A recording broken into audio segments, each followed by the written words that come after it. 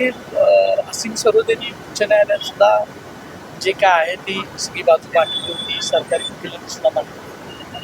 हा विषय माझ्या एकट्याचा नाही आहे, हा विषय सगळ्या महाराष्ट्राचा आहे, सगळ्या देशाचा आहे. छत्रपती शिवाजी महाराज, संभाजी महाराज यांच्याबद्दलची विकृत आणि घाणेरडी वक्तव्य केली त्याच्याबद्दलचा आहे. आणि महाराष्ट्रातलाच एक व्यक्ती अशा पद्धतीची वक्तव्य करतो आणि परत तो लपून राहतो इतके दिवस. या विषयावर मला आक्षेप आहे की जर केलं नसतं तर कोण लपून राहत नाही. मी माझा मोबाईल दुसऱ्या दिवशी पोलिसांच्याकडे हजर केला, जसाच्या तसा डाटा वगैरे काही इरेज न करता. आणि जो म्हणत होते की एक वेगळं त्यांनी नरेटिव्ह सेट करायचा प्रयत्न केला की मी कॉल केला नाही, मी हे केलं नाही, मी ते केलं नाही.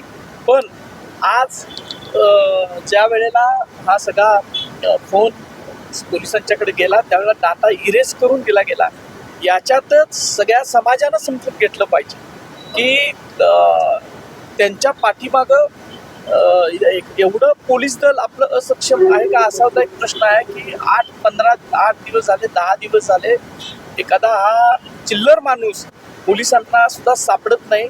आणि माझी पहिल्यापासूनची धारणा आहे की माननीय मुख्यमंत्री हे शिवप्रेमी आहेत, सगळे उपमुख्यमंत्री शिवप्रेमी आहेत. काल सुद्धा तिने अनेक घोषणा केल्या शिवाजी महाराज, संभाजी महाराजच्या बाबतीत. आणि जेणे घाणेरडे विधाने केलेत त्यांना त्यांनी तातडीनं कारवाई करायला पाहिजे.